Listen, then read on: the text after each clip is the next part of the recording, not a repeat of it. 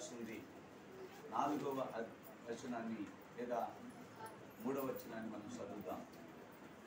జాగ్రత్తగా వినాలి ప్రియమైన దేవుని బిడ్డలారా. 4 చదువునైనా అంటే ఒక మాట చెప్తున్నా, మీరు ఎన్నో నూతనమైన సంవత్సరాలు చూశారు. హల్లెలూయా. ఇక్కడ ఒక మనిషిని తీసుకున్నాం. హల్లెలూయా. ఓకే, మరి మన పాపని తీసుకున్నాం. మనం లేచి నిలబడు. నీ వయసు ఎంత? ఎన్ని సంవత్సరాలు? కూడా 10 years. అంటే 10 నూతన సంవత్సరాలు నా బిడ్డ చవి చూసింది, రుచి చూసింది. హల్లెలూయా. అంటే 10 సంవత్సరాలు. ఇప్పుడు నీకు నాకు మనందరికీ లెక్కేసుకుంటే ఎన్నో సంవత్సరాలు నెత్తులు ఉన్నాయి. హల్లెలూయా. ఉన్నాయా లేవా? ఎన్ని కిరీటాలు? ఇప్పుడు ఆ పాపకి 10 కిరీటాలు. బైబిల్ రాసిందా? కీర్తనలో 65 కీర్తన 11వ వచనం ఏం రాసింది? సంవత్సరమును నీ దయా కిరీటమును మాకు ధరింపచేశావు. అంటే సంవత్సరం అనే కిరీటాన్ని దేవుడు ఏం చేశాడు? మనకి ఇచ్చాడు. హల్లెలూయా. 10 సంవత్సరాలు కూర్చునైనా 20 సంవత్సరాలు, 30 సంవత్సరాలు, 40 సంవత్సరాలు దేవుని యొక్క కృపను బట్టి మనము నూతన సంవత్సరాలు జరిగిపోతున్నాయి. కానీ మన జీవితంలో నూతనమైనవి ఏమి? బట్టలు మార్చాం కానీ బ్రతుకులు మార్చట్లే. హల్లెలూయా. పిండి వంటలు చేసుకుంటున్నాం కానీ పోయినసారి మనం పాయసం చేసాం, ఈసారి ఏం చేయాలా? బ్రెడ్ హల్వా చేయాలా? అంటే పాయసం పోయింది, బ్రెడ్ హల్వా వచ్చింది, కానీ మన జీవితాలు మాత్రము పాతకాలం లాగానే ఉన్నాయి. ప్రభు అది కోరలేదు. ఇదిగో చదవండి. నూతన సంవత్సరం 4 అంటే లోపలికి వచ్చి పట్టణంలో దిగించబడతాం మాట్లాడుతున్నా. సరే చదువు. 3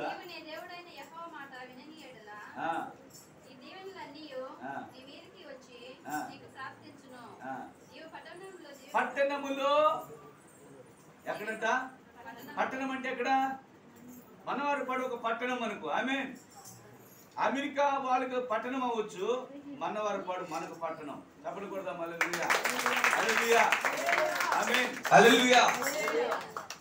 అమెరికా, చైనా, ఆయా దేశాలు పెద్ద పట్టణాలు అనుకోవచ్చు, కానీ మన్నవారు పాడు మనకు ఒక పట్టణం. హల్లెలూయా. నీవు పట్టణములో దీవించబడతావు. ఏడయా? నీవున్న ఆ స్థలములో, నువ్వున్న ఆ ప్రాంతములో దీవించబడతావు. ఫలములో దీవించబడతావు. నీ గర్భఫలములో నువ్వు దీవించబడతావు. నీ భూఫలములలో నువ్వు దీవించబడతావు. ప్రతిదీ కూడా నీ పశువుల మందలు అన్నీ నువ్వు దీవెనకరంగా ఉండడానికి దేవుడు నిన్ను ఇదిగో ప్రేమించి ఒక వాగ్దానం నీకు ఇస్తున్నాడు. ఇదిగో ఈ సంవత్సరము నువ్వు ఆశీర్వాదంగా ఉండబోతున్నావు. హల్లెలూయా.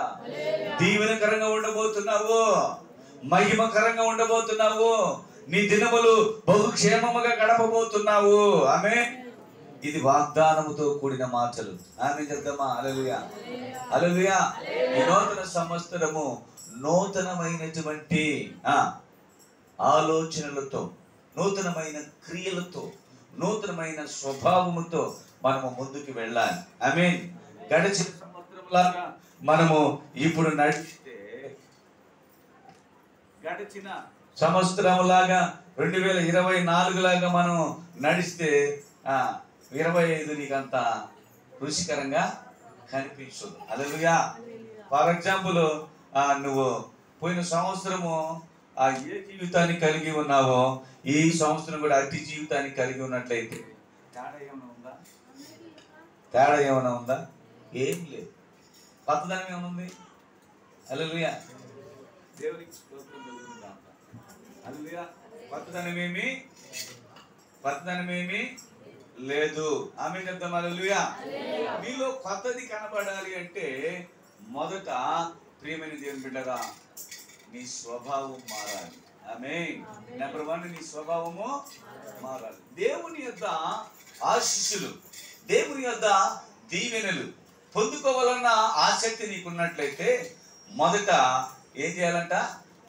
నీ స్వభావము మారాలి. స్వభావముకు విరుద్ధము అంటే దేవునికి విరుద్ధమైన దేవుని రాజ్యమునికి విరుద్ధమైన స్వభావం నీలో మారిపోవాలి. ఒక నూతన స్వభావం నువ్వు కలిగి ఉండాలి. హల్లెలూయా. 24లో కనబడిన రీతిగా నువ్వు 25లో కనబడకూడదు. ఒక కొత్త ధనము నీలో కనబడాలి. హల్లెలూయా, హల్లెలూయా. ఒకవేళ పాత సంవత్సరంలో అనేకమైన అలవాట్లు నీకున్నట్లయితే కొత్త సంవత్సరంలో ఆ మంచి అలవాట్లు కాదు ఏ అలవాట్లు? కొన్ని అలవాట్లు ఉంటాయి చాలా మందికి, అలవాట్లు మర్చిపోవాలి. హల్లెలూయా. కొత్త సంవత్సరంలో ప్రభుని ధరించుకుంటున్న నీవు, ప్రభు మార్గంలో వెళుతున్న నీవు, ప్రభు బిడ్డవని అనిపించుకుంటున్న నీవు ఏం చేయాలంట? అలవాట్లు కూడా మార్చుకో. మొదట నీ స్వభావము మార్చేసాయి. దేవునికి స్తోత్రం. హల్లెలూయా. రెండవదిగా నీ అలవాట్లు కూడా మార్చుకోవాలి. ఆమె చెప్తాం. హల్లెలూయా. ఎందుకో తెలుసా? ఎందుకు నీ అలవాట్లు మార్చుకోవాలి? ఎందుకు నీ స్వభావం మార్చుకోవాలి? ఎందుకంటే నువ్వు నూతన సంవత్సరములో దేవుని కృపను బట్టి నడవబోతున్నావు. అడిగి పెట్టేశావు, ఇక జీవించాలి. ఆమేన్. అడిగి పెట్టావా లేదా? 2025 అడిగి పెట్టావా లేదా? పెట్టాం. ఇప్పుడు మనం జీవించాలి. పెట్టామంటే ఏం చేయాలా? ఇప్పుడు పరిగి పందెంలోకి ఎలా దగ్గర కూర్చున్నాం, నిలబడ్డాం. ఎక్కడమ్మా? ఒక గీత దగ్గర కూర్చున్నాం. ఇప్పుడు ఫీల్ అవుతాడు, రేపర్ ఏమవుతాడు? 1 2 3 అంటే ఇప్పుడు ఏం చేయాలా? పరిగెత్తాలా. హల్లెలూయా. ఆ 3వ మాట చెప్పగానే పరిగెత్తాలా. ఇప్పుడు 1వ తేదీ వచ్చింది, డిసెంబర్ నెల రాలే ఇంకా. హల్లెలూయా. ఎన్ని నెలలు ఉన్నాయా? 12 నెలలు ఉన్నాయి. ఇక నెల కూడా పూర్తిగా 1వ తారీఖులో కూర్చున్నాం మనం. హల్లెలూయా. ఇది ప్రారంభ దినం. ఆమేన్. ముగింపు దినం వరకు నీ జీవితం పరిమళ వాసనగా ఉండాలి. నువ్వు శ్రేష్టమైన ద్రాక్షావళిగా మారిపోవాలి. హల్లెలూయా. నువ్వు సుగంధమైనటువంటి ఇదిగో సువాసన, దేవుని సువాసన, పరిమళ వాసనగా నీ జీవితము అనువనువున మారుతూ అనేకులకు దీవెనకరంగా మార్చబడుతూ రావాలి. హల్లెలూయా. దేవునికి మహిమ కలుగును గాక. హల్లెలూయా. రాత్రి దినములో పాస్టర్ గారు చక్కటి సందేశాన్ని మీకు వినిపించారని నేను అనుకుంటున్నాను. ఒకవేళ బైబిల్లో పాత వాక్యాలు మీకు కనబడొచ్చు, కానీ అది తీయటి మాటలుగా ఉంటాయి. హల్లెలూయా. ఇప్పుడు చెప్పిన మాటలు 4 రోజుల తర్వాత చెప్పిన అది కొత్తదిగానే కనబడుతుంది. హల్లెలూయా. మన జీవితాలను మనం సరి చేసుకోగలగాలండి. ఆమేన్. హల్లెలూయా. ఈ నూతన సంవత్సరంలో ప్రియమైన దేవుని బిడ్డలు నువ్వు నడవబోతున్నావు. నడవబోయేటప్పుడు ఆటంకాలు, అవరోధాలన్నీ నీకు రాకూడదు. నీ జీవితంలో అభివృద్ధి కనబడాలి. ఆమేన్. నీ జీవితంలో క్షేమము కనబడాలి. ఆమేన్. నీ జీవితంలో ఆశీర్వాదాలు కనబడాలి. ఆమేన్. నీ జీవితంలో గొప్ప మేలులతో నువ్వు ఉండాలి. ఆమేన్. హల్లెలూయా. గొప్ప మేలులతోనూ, క్షేమముతోనూ, ఆరోగ్యముతోనూ నువ్వు బ్రతుకుచుండవలనంటే నీకు అడ్డుగా వచ్చే గోడల మొదట ఏం చేయాలా? ఆ గోడలను లేదా ఆ అడ్డు గోడలను ఎవరు నిర్మించుకున్నారు? మనమే ఒక విధంగా కలగ చేసుకున్న వారముగా కనబడుతున్నాం. ఆమేన్. ఒకవేళ సాతానుడు కావాలని నీకు అడ్డగా చేసిన, ఒకవేళ అపవాది నిన్ను పడద్రోయాలని అడ్డంగా చేసిన, ప్రభు నీకు తోడుగా ఉన్నాడు. వాటిని తొలగించగలుగుతాడు. హల్లెలూయా. అయితే నీకు నీవే చేసుకున్న అడ్డుగోడలు కొన్ని ఉన్నాయి. ఈ జీవితంలో నడవడానికి అవి బంధకాలుగా మారిపోతాయి. వాటిని ఏమి చేయాలి తెలుసా? తృణాప్రాయముగా వాటిని తోసేయాలి. దేవునికి స్తోత్రం కలుగును గాక. హల్లెలూయా. హల్లెలూయా. తోయకపోతే రాళ్ళు నీకేమైపోతాయి తెలుసా? ఒకసారి చూద్దామా? యెషయా గ్రంథము 62వ అధ్యాయము 10వ వచనములో చక్కటి మాట చెప్పు రాయబడింది. ప్రియమైన దేవుని బిడ్డలారా, మనము క్షేమముగా ఏ లోకములో బ్రతుకుచుండవలనని ప్రభు ఇష్టపడుతున్నా.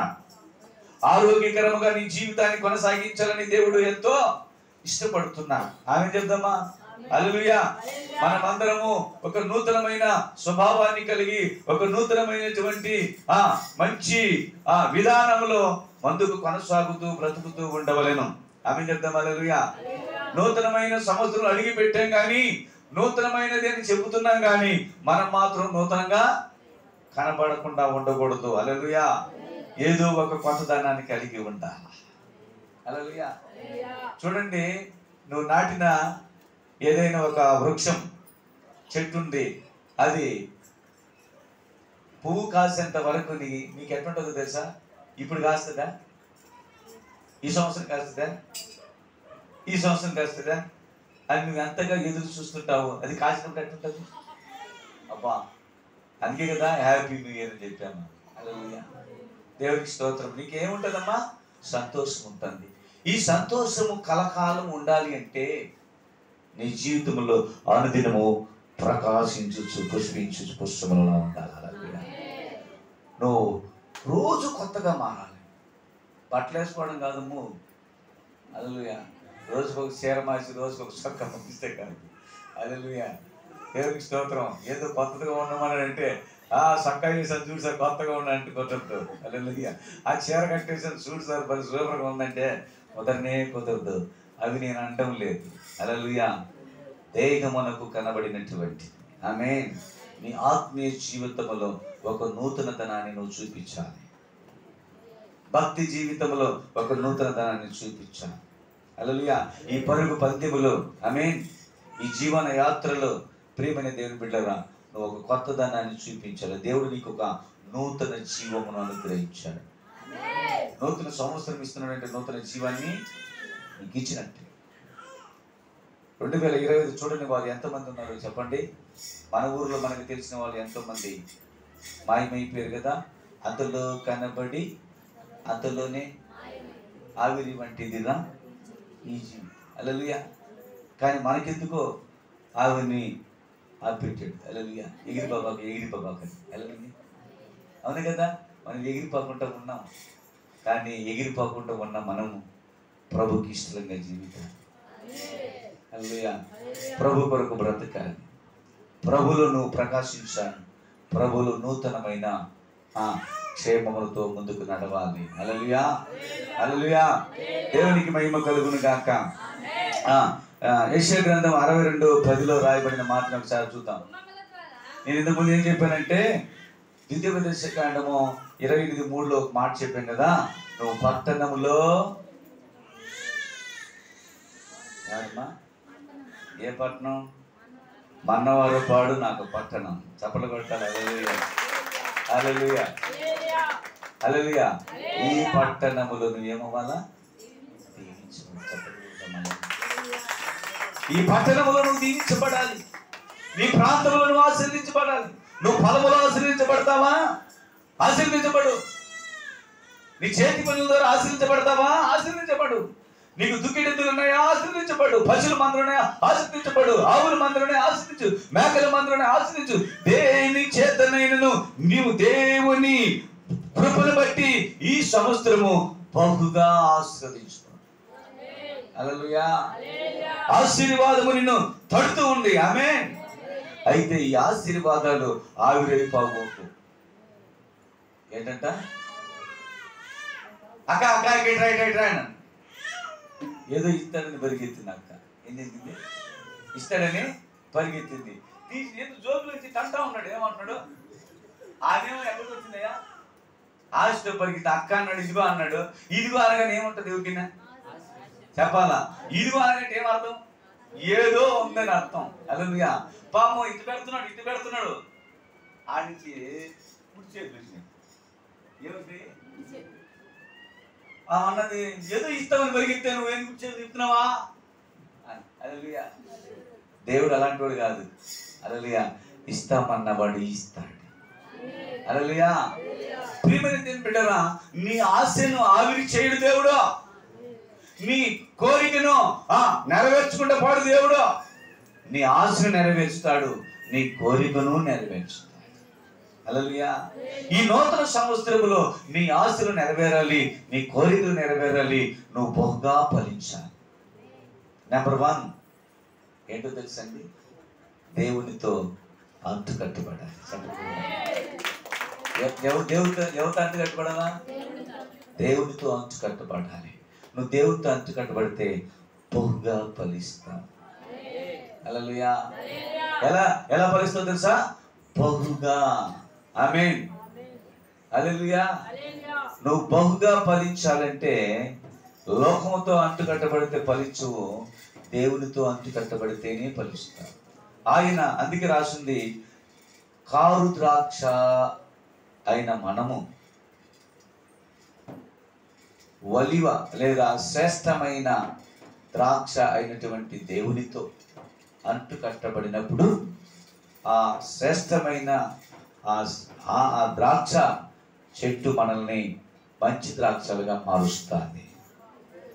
ఎప్పుడైతే శ్రేష్టమైనటువంటి ద్రాక్ష తీగతో కారు ద్రాక్షలైతే అడవు ద్రాక్ష అయినటువంటి జీవితమును కనెక్ట్ చేసినప్పుడు, కారు ద్రాక్ష లేదంటే అడవి ద్రాక్షకి సాదృశ్యము మనుషులు. ఆమె శ్రేష్టమైన ద్రాక్ష వల్లే అంటే దేవుడు. హల్లెలూయా. యేసు ప్రభు. ఎప్పుడైతే యేసు ప్రభుతో అంటుకడతామో యేసు ప్రభులో ఉన్న సారము ఏమైపోతుందంటే అడవి ద్రాక్షలోనికి వచ్చి అది శ్రేష్టమైన ద్రాక్ష చెట్టుగా మార్చబడుతుంది. హల్లెలూయా. ఇప్పుడు నీ జీవితంలో కాఠిన్యత, నీ జీవితంలో కోపము అన్నీ ఉన్నాయనుకో, ఏంది అన్నీ ఉన్నాయనుకో, నీ భర్త మీద తిరుగుబాటు చేసే అన్నీ ఉన్నాయనుకో, లేకపోతే నీ భార్య మీద తిరుగుబాటు చేసే అన్నీ నీలో ఉన్నాయనుకో, అన్నీ పోవాలంటే యేసయ్యతో ఏం చేయాలా? అంటుకట్టుకో. హల్లెలూయా. ఆయనతో అంటుకడితే ఏమవుతుంది? ఒక్కోటి చెప్పాలా? ఆమేన్ చెప్దామా? హల్లెలూయా. బైబిల్లో ఒక మాట ఉంది, చూద్దాము. ప్రియమైన దేవునితో అంటు కట్టబడితే ఏం చేస్తాడో తెలుసా? ఎహెజ్కేలు గ్రంథం 36వ అధ్యాయము 26వ వచనం. దేవునితో అంటు కట్టబడితే, దేవునితో నువ్వు అంటు కట్టబడగలిగితే ఒకటి నువ్వు ఫలిస్తావు. మొదటిది బహుగా ఫలిస్తావు. రెండవది నూతన హృదయమును నీకు ఇచ్చేదను. నెంబర్ 1 చెప్పాను కదా, స్వభావం మారాలి అని చెప్పానా? ఇప్పుడు మొదట నువ్వు దేవునితో అంటు కట్టబడితే, అంటు కట్టబడిన నీ జీవితంలో ఇదిగో నీలో చేదున్నా, ఇదిగో నీలో ఏమున్నా, ఆ శ్రేష్టమైన ద్రాక్ష అయినటువంటి యేసయ్యతో నువ్వు అంటు కట్టబడితే నీ జీవితంలో చేదు ఉండదు. ఇంకేమి ఏం చేస్తాడు ఆయన? ఆమేన్ చెప్తాం. హల్లెలూయా. చదవబడుతున్నాం. మొదటేమో ఫలిస్తావు, రెండోదేమో నీ హృదయము నూతన హృదయంగా మార్చబడతా. చెప్పకూడదా? హల్లెలూయా. ఏ హృదయంగా మార్చబడుతుంది అంటే దీని అర్థము ఇంతకు మునుపు ఆ మాటకు మునుపు కాఠినమైన హృదయమై ఉండొచ్చు, తిరుగుబాటు చేసే దాని మీద ఉండొచ్చు. అందుకే అన్నాడు, నీకు నూతన హృదయం నేను ఇస్తాను. ఆ తర్వాత అన్నాడమ్మా, నూతన స్వభావమును చెప్పట్టుకూడదా? నూతన స్వభావం. ఈ 2025లో నువ్వు బహుగా ఫలించాలి అన్నా, ఓ మంచి స్వభావాన్ని కలిగి ఉండాలన్నా, ఒక మంచి హృదయాన్ని కలిగి ఉండాలన్నా ఎవరితో నువ్వు అంటుకట్టబడాలి? చెప్పాలి. దేవునితో అంటుకట్టబడాలి. నీ పట్టణములో నువ్వు దీవించబడాలి, నీ పొలములలో నువ్వు దీవించబడాలి, నీవెక్కడున్న దీవెనలు నీకు కనబడాలి, ఆశీర్వాదాలు నీకు కలగాలి. అంటే ప్రియమైన దేవుని బిడ్డలారా, ఈ నూతన సంవత్సరం ఒక తీర్మానంతో ముందుకు వెళ్ళాలి. అయ్యా, నేను జనవరిలో అడుగు పెట్టగలిగాను, కానీ మిగతా ఉన్న ఆ దినాలు నేను నీతో నడిచే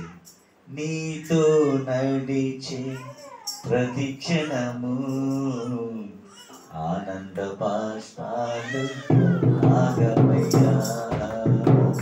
నీతో నడిచే ప్రతి క్షణము ఆనంద బాష్పాలు ఆగమయ్యా. కృపతలం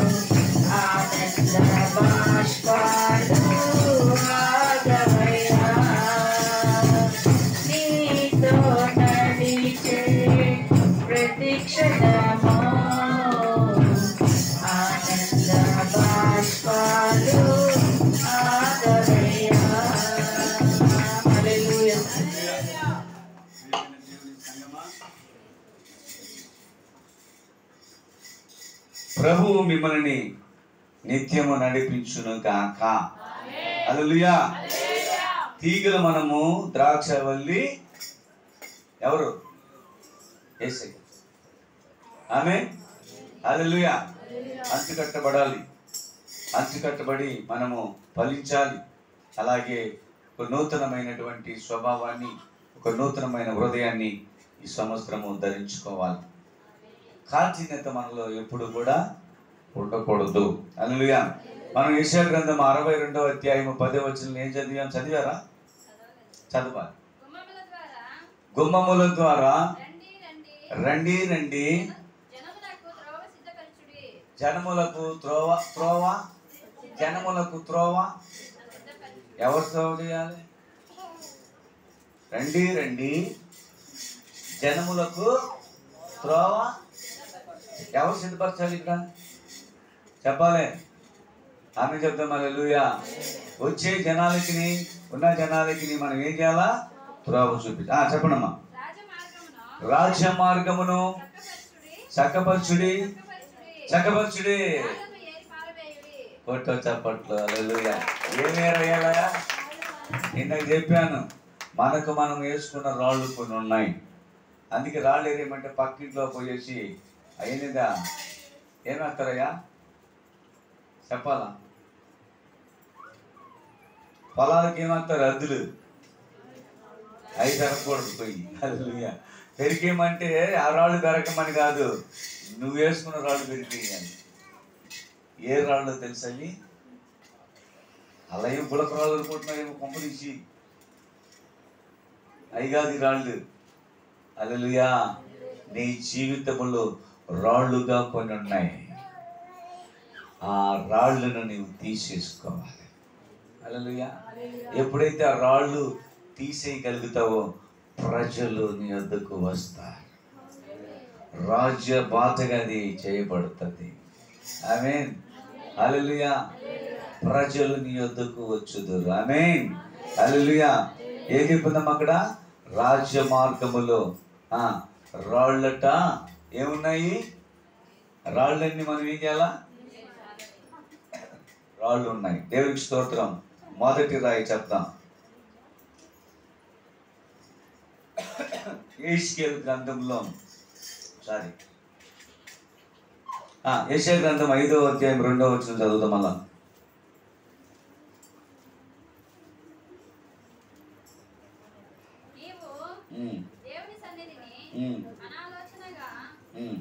నేను చిన్న మెసేజ్ ఇచ్చాను. ఫస్ట్ మెసేజ్ ఏంటో తెలుసా? దేవునితో అంటు కట్టబడాలి. అంటు కట్టబడితే ఏమవుతావు?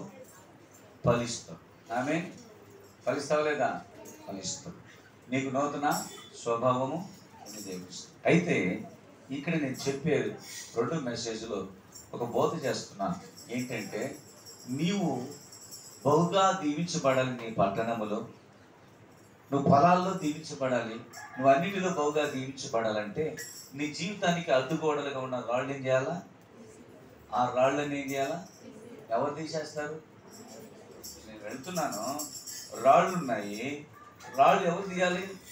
నేను తీసేసుకోవాలి. అప్పుడు నేను చక్కగా నడవగలుగుతాను, వీలుంటుంది. అందుకే నీ ఆత్మీయ జీవితంలో రాళ్ళుగా ఉన్న వాటిని నువ్వు మొదట ఏం చేయాలి తెలుసా? తీసేయాలి. మొదటి రాయి చూద్దాం. రాళ్ళను ఏరి అందులో శ్రేష్టమైన ద్రాక్ష తీగలను చప్పలు కొడతాం. రాళ్ళు ఏరేశారు. ఎక్కడ ఏరాలి? నీ జీవితంలో ఉన్న రాళ్ళను, నీ కుటుంబంలో ఉన్న రాళ్ళను, నీ హృదయంలో ఉన్న రాళ్ళను ఏం చేయాలా? ఏరాలి. హల్లెలూయా. నీ ఫలం అనేటువంటి హృదయం ఉన్న ఆ రాళ్ళను ఏం చేయాలా? ఏరిపారేయాలి. భీములు రాళ్ళు ఏరకపోతే తింటావా? చెప్పాలా? నువ్వు అన్నం వండుకుంటూనే ఆ భీములో ఉన్న రాళ్ళు ఏరుకొనకపోతే నువ్వు దాన్ని సంతోషముగా తినలేవు. ఏం చేస్తావు తెలుసా? ఒక రాయి పంట కింద పటక్కంటది. ఏమంటది? పటక్కంటది. హల్లెలూయా. కాబట్టి ప్రియమైన దేవుని బిడ్డరా, చూద్దామా?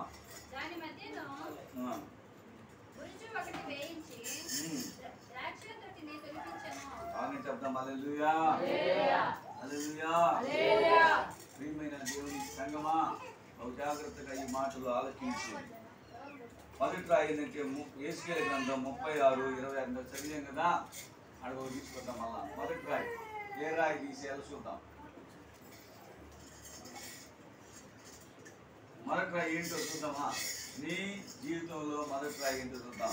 యేసుకేలు గ్రంథం 36:26 చదవాలి. టైం అవుతుంది.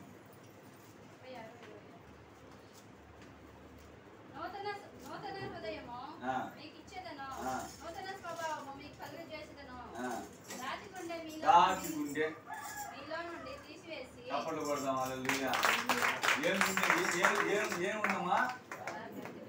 రాతి గుండె అంటే అర్థం కఠినమైనది అని అర్థం. హల్లెలూయా. ఏం రాయేదా? ఏ హృదయం అదే? ఏం కట్టినట్టు రాడు. హల్లెలూయా. ఏ కఠినమైన మనసు రాస్తుంది. ఏమి కఠినం కొంచెం కూడా అతనికి ఏం లేదురా బాబు అంటారు కదా. అంటే కఠినమైన కాఠిన్యమైన హృదయము అని రాయి ఏం చేయాలా? ఏ పొలంలో నీ పొలం నుంచి ఏం చేయాలా? కఠినమైన అనబడిన రాయిని చెప్పాలా? అంటే నీలో కఠినము అనేది ఉండకూడదు. హల్లెలూయా. నువ్వు కఠినంగా ఉన్నావు అనుకో, నీ దగ్గర సావాసం చేస్తారా? నీ పురుగు వాళ్ళు వస్తారా? నీ ఇంటి వాళ్ళు వస్తారా? వాళ్ళకి పోయి దానికంటే ఆ రోడ్లకు వచ్చే కూర్చుని పోయి పెట్టనిపిస్తారు. హల్లెలూయా. నీ ఇంటికి రారు వాళ్ళు. వస్తారమ్మా? నువ్వు కఠినంగా ఉన్నావు అనుకో, వస్తారా? రాదు. హల్లెలూయా. అందుకని అంటాడు, ఈ కఠినమనే రాయి నుంచి ఈ నూతన సంవత్సరం ఏం చేయాలా? తీసేయి. అప్పుడు నీవు ఫలించే వీలుంటుంది. హల్లెలూయా. రెండో రాయి యెషయా గ్రంథం మొదటి రాయి ఏం రాయా? కఠినత్వము. ఆమేన్.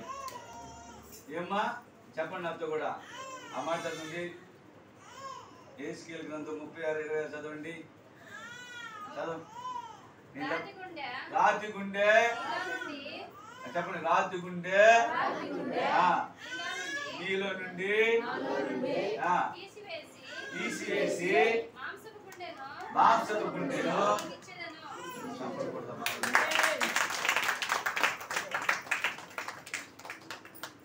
రెండో రాయ యెషయా గ్రంథం 48:4.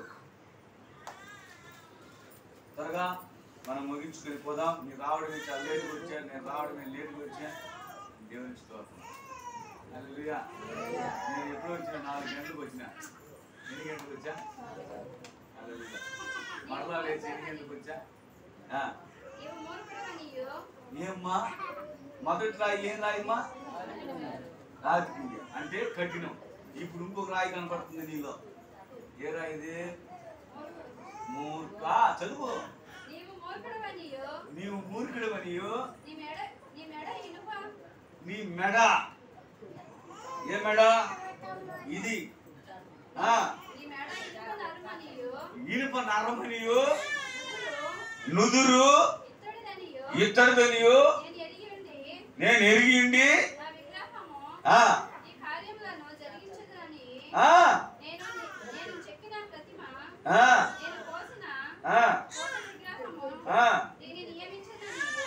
ఇక్కడ ఏమని రాస్తుందంటే మూర్ఖత్వం. హల్లెలూయా. ఏముండకూడదు? ఈ లోకములో నువ్వు సుఖంగా బ్రతకాలి, ఈ సంవత్సరము బహు దీవెనలతో నువ్వు ఉండాలి అంటే రెండో రాయి ఏంటో తెలుసా? అది ఏముండకూడదా?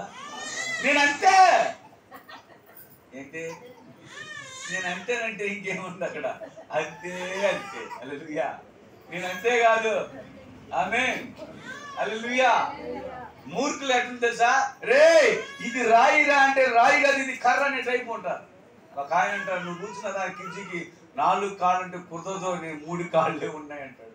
వాడు చెప్పిందే శాసనం. అదే మా వాళ్ళు ఏమంటారు తెలుసా? మూర్ఖత్వపు మనుషులు. హల్లెలూయా. ఏముండకూడదు నాయనా? మూర్ఖం ఉండకూడదు. ఎప్పుడు చూసినా పొడిచి ఎద్దుని పొడుస్తుంటాడు అంటాడు. హల్లెలూయా. ఒకరోజు ఏం చేస్తుంది? ఇటు తిరుగుతుంది. హల్లెలూయా. దేవునికి స్తోత్రం కలుగును గాక. అలాగే చెప్పేసి భర్తను ఎప్పుడు పొడవకూడదు, భార్యని ఎప్పుడు కూడా పొడవకూడదు. ఈ నూతన సంవత్సరం తీర్మానం చేసుకో. పో పో అని భార్యను పొడిచినావు అనుకో, డ్రర్ అంటుంది అంతే. హల్లెలూయా. పో పో అని భర్తను పొడిచినావు అనుకో, డ్రర్ అంటాడు అంతే. ఇక అయిపోయా, ఇంక ఏం లేదు. అందుకని ఏం చేయాలంట? మూర్ఖము వదిలేయాల. నాకు అదే కావాలా? ఏం కావాలా? అమెరికాలో ఉండే మైసూర్ పాకు నాకు కావాలని నువ్వు కూర్చున్నావు అనుకో, అమెరికాకి పాలేడు, నీకు తేలేడు. నువ్వు రోజు అదే పని. నేను చెప్పాను కదా అమెరికాకు పోయినామని, లేదా అక్కడ పోయి ఏడకు పోతాడండి. బెంగళూరు అసలు నెల్లూరు దాటి పోవడానికి డబ్బులు లేకపోతే అమెరికాకు పోయి నీకు మైసూర్ పాకు తెస్తాడు, లడ్డు తెస్తాడా? తేలేడు కదండి.